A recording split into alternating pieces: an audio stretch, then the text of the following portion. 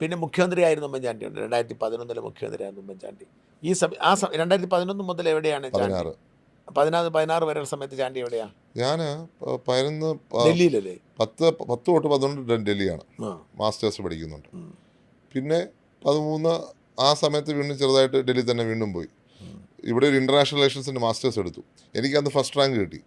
പക്ഷേ ഞാൻ അന്ന് ഇച്ചിരി ക്രിറ്റിസിസത്തെ ഒന്ന് ടേക്ക് കെയർ ചെയ്യേണ്ടിയിരുന്നെങ്കിൽ ഞാൻ എൻ്റെ മാസ്റ്റേഴ്സ് എംഫിൽ കംപ്ലീറ്റ് ചെയ്തു പോനെ.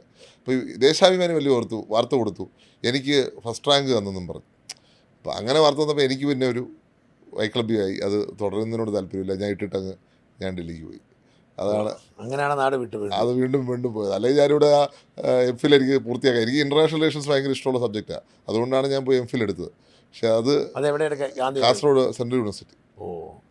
അപ്പോൾ ഒരു വിവാദം വന്നപ്പം ഒരു എഡ്യൂക്കേഷനിൽ ഞാൻ വിവാദം ആഗ്രഹിക്കുന്നില്ല. അതുകൊണ്ട് ഞാനതങ്ങ് അവിടെ അത് നടന്നില്ല. അത് പൂർത്തിയാക്കാൻ പറ്റിയില്ല. ഞാൻ 2 മാസം പഠിച്ചൂടെ. ഇനിയും ചെയ്യാൻ പ്ലാനുണ്ട്.